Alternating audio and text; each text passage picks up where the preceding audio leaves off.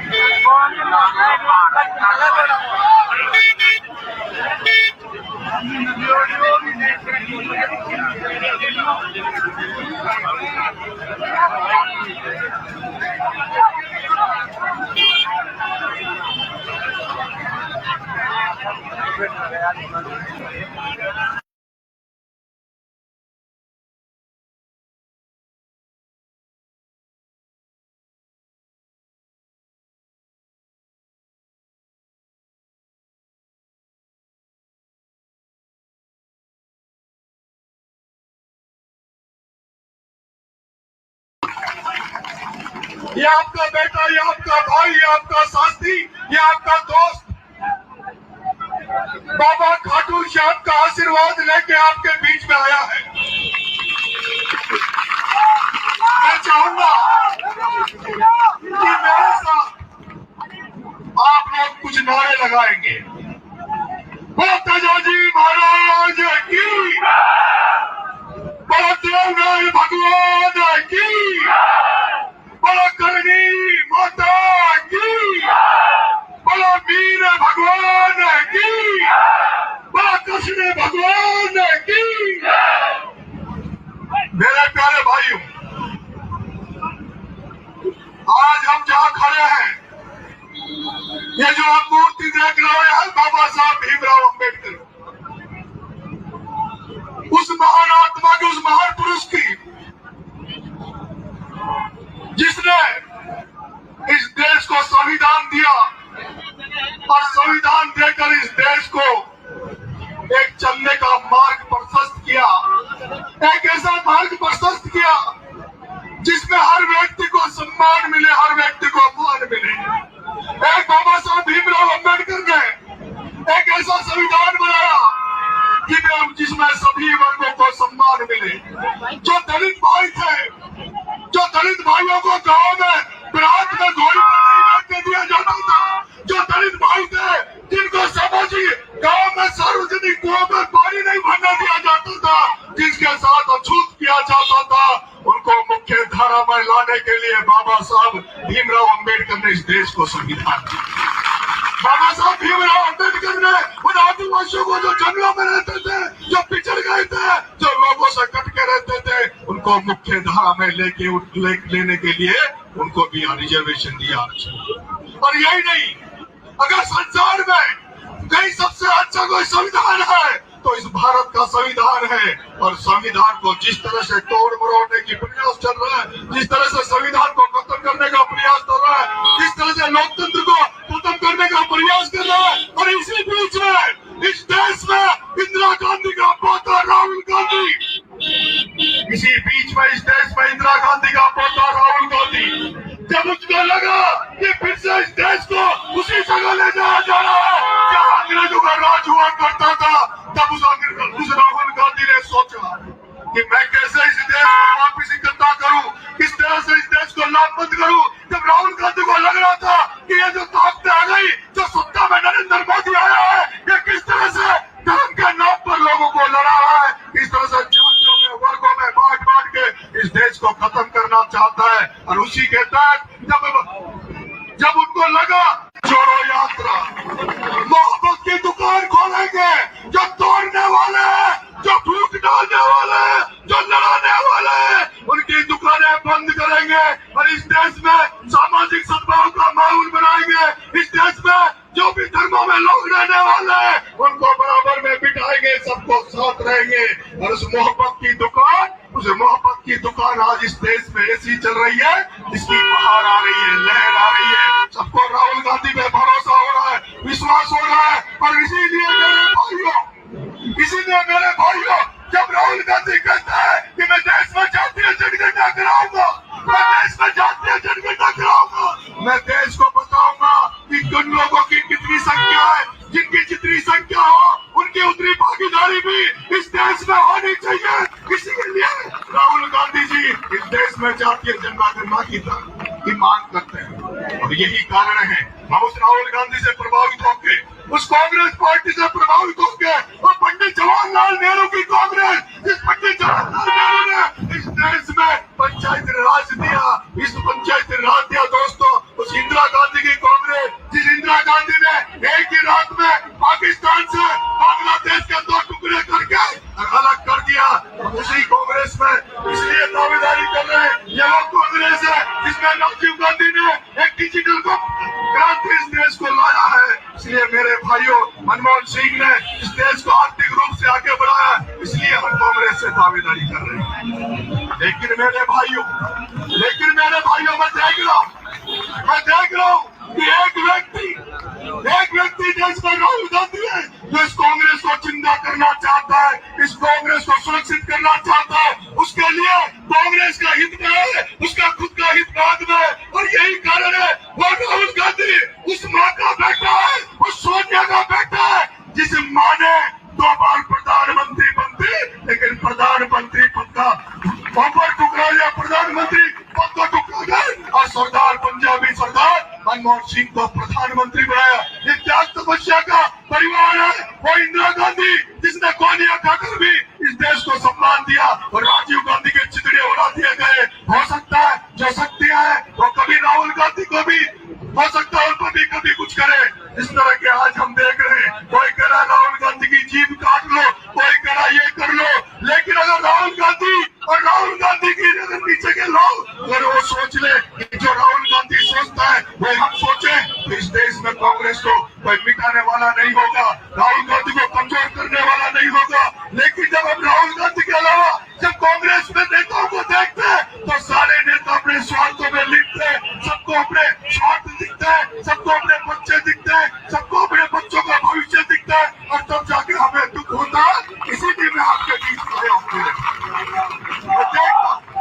मैं देख रहा हूँ ऐसा क्या कारण है। इस देवली उजियारा में वर्षों से चुनाव हो रहे हैं, लेकिन यहाँ का निजी प्रत्याशी, यहाँ का इलाके का प्रत्याशी एमएलए क्यों नहीं बनता। मेरे भाई, आपने रामनाथ जी मीणा को बना दिया, आपने हरीश मीणा को बना दिया।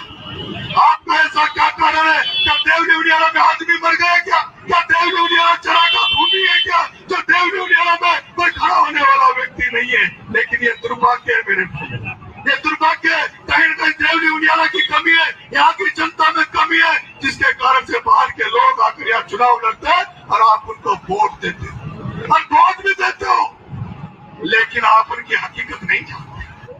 आप उनकी हकीकत नहीं जानते। मेरे भाइयों, मुझे भरोसा था, विश्वास था, क्योंकि इस बार 18 लोग आपके देवली उजियारा में टिकट मांग रहे थे। मेरे से कहा, भाई साहब आप भी टिकट मांग रहे हो, आप देवली उजियारा में क्यों नहीं आते? मैंने कहा मैं वहां जाकर बुरा नहीं बनना चाहता, मैं वहां जाकर बुरा नहीं बनना चाहता, मैं वो पोस्टर बैनर नहीं लगाना चाहता। वो जो मेरे भाई टिकट मांग रहे हैं, अगर उनमें से किसी को टिकट मिल जाए तो मैं उनका साथ देने के लिए तैयार हूँ। मैंने तो हाईकमान से टिकट मांगा है, हाईकमान अगर आदेश कर देगी तो देवली चला जाऊंगा, हाईकमान आदेश कर देगी तो दौसा चला जाऊंगा। अरे मैं तो जगह ढूंढ रहा हूँ, मुझे तो कोई प्लेटफॉर्म मिल जाए ताकि मेरी भी दुकान चल जाए, और मैं भी ताकि की जनता रही आपकी सेवा कर सकूं। मेरे भाइयों मुझे बहुत प्यार दिया, बुरा सम्मान दिया। छपरा की जनता ने कोई कसर नहीं छोड़ी, मेरी छपरा की जनता ने कोई कसर नहीं छोड़ी। उस छपरा में मेरा कोई गांव नहीं था, मेरा कोई घर नहीं था, मेरा कोई वोट नहीं था, लेकिन उसके बावजूद भी मात्र 20 दिन में उस छपरा की जनता ने आपके बेटे को 44,000 वोट दिए। 44,000 जो लोग कहते हैं वो एक वोट की नरेश मीणा कीमत जानता है, वो एक वोट की नरेश मीणा कीमत जानता है, और 44,000 वोटों की एक वोट की कीमत नरेश मीणा जानता है। मैं आपसे निवेदन करूंगा, यहाँ मौका मिले कि ना मिले, कई नेता ऐसे हुए जो कई विधानसभाओं की सेवा करते हैं, उनमें आपको पता है हनुमान जी और पायलट साहब और नट साहब, ऐसे बहुत सारे नेता तो कई विधानसभाओं में सेवा करते हैं। आपके भाई ने भी इतना तो कमा रखा है, आपके भाई की इतनी तो गति है, इतनी तो स्पीड है। अगर यहाँ मौका मिल गया तो छपरा और देवरी दोनों संभालने की ताकत भी रखता हूँ, देवरी संभालने की ताकत भी रखता हूँ। छपरा के लोग सोच रहे होंगे हमने 44,000 वोट दे दिए, अब वो यहाँ से चला गया। अरे मैं कहीं जाने वाला नहीं हूँ, मैं कहीं जाने वाला नहीं हूँ, इसी राजस्थान की धरती में रहूंगा। मैं कहना चाहता हूँ, विधानसभा के बाद में लोकसभा का टिकट मांगा, टिकट नहीं मिला तो मैंने प्रहलाद गुंजल का जी जान से हाथ जो रात दिन एक कर कोटा में प्रचार किया। और वो प्रचार इसलिए किया मेरे भाई, वो प्रचार इसलिए किया कि एक बार में आदरणीय सचिन जी पायलट साहब ने पूरे राजस्थान में आह्वान किया कि मेरे जन्मदिन पर ब्लड डोनेशन कैंप लगाया जाए, रक्तदान किया जाए। मैंने बहुत दोस्तों 12 में पायलट साहब के जन्मदिन पर 1700 यूनिट खून का ब्लड डोनेशन कैंप कराया। और ब्लड डोनेशन कैंप में मेरे प्यारे भाइयों, उस ब्लड डोनेशन कैंप में ज्यादातर आदिवासी महिलाएं थी, आदिवासी समाज था। और उसके पीछे मेरा मकसद ये था कि जो नेताओं ने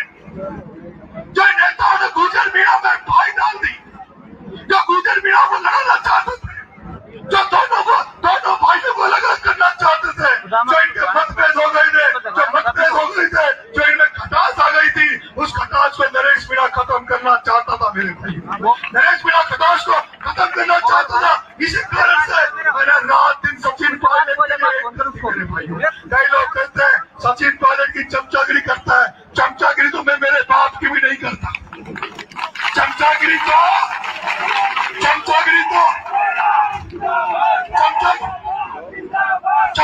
तो मैं मेरे बाप की भी नहीं करता। अगर मैं मेरे बाप की भी करता तो आज इस जगह नहीं होता। उसने तो मना किया था, इसको समझा दो, ये देवली नहीं जाएगा, ये निकले नहीं लड़ेगा। लेकिन मैं मेरे दिल की सुनता हूँ, आत्मा की सुनता हूँ। मैंने मंजिल बना रखी है, उस मंजिल तक जब तक नरेश मीणा नहीं पहुंचेगा तब तक ऐसे ही आप लोगों के बीच में घूमता रहेगा। मैंने सचिन पायलट की चमचागिरी नहीं की, मैंने तो सचिन पायलट को इसलिए बड़ा भाई माना ताकि जो गुर्जर मीणा में खाई पड़ी हुई है, ये खाई खत्म हो जाए। मेरे पद के लोग में एमपी बनने के लिए, सांसद बनने के लिए सचिन पायलट को नहीं पकड़ा। मैं तो चाहता था कि गुर्जर मीणा वापिस से भाई हो जाए, शादी ब्याह में एक साथ बारात मिल जाए, एक साथ खान पीन मिल जाए, एक साथ रहे। सचिन पायलट के साथ था मेरे भाइयों। और उसके बाद जब प्रहलाद गुंजल को टिकट मिला, जब कोटा में प्रहलाद गुंजल को टिकट मिला, तो मैंने वहां भी रात दिन एक कर दी ताकि फिर से एक मैसेज चला जाए कि गुर्जर का बेटा चुनाव लड़ रहा है और मीणा समाज उसके लिए डरे बिना स्वागत सत्कार कर रहा। और जिस तरह से आपने चुनाव देखा होगा कोटा का, जैसे आदिवासी भाइयों ने हमारी लाज रखी। अरे वो तो बिल्ला सेठ बच गया, 200 करोड़ खर्च कर दिए, पूरी पुलिस लग गई, प्रशासन लग गया, सरकार लग गई, सत्ता लग गई, तब भी कितने वोटों से जीता? मात्र 40,000। लेकिन मैं उस धन्यवाद देना चाहता हूँ उस देवनार के बेटे को, उस माँ को धन्यवाद देना चाहता हूँ जिसने प्रहलाद गुंजल को जन्म दिया।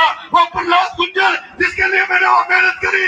लेकिन मेरे भाइयों, आपने देखा होगा वो एक कांग्रेस का सीनियर लीडर है, उसने अपना प्रोटोकॉल तोड़ा, उसने अपनी लिमिट को तोड़ा। और आपके बेटे नरेश मीणा के लिए हाई कमान से मांग कर डाली कि नरेश मीणा को टिकट।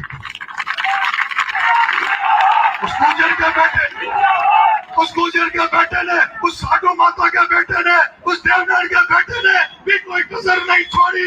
जिस तरह से उसने नरेश मीणा की टिकट की दावेदारी करी, पूरा मीणा समाज आज गुंजल की जय जयकार कर रहा है, देवनाथ भगवान की जय जयकार कर रहा है। अरे मेरा तो यही तो सपना है, मेरा यही तो सपना है कि ये जो किसान जातियां है, ये जो किसान जातियां है, ये हम सब लोग मिलकर तेजाजी महाराज की जय करें, भगवान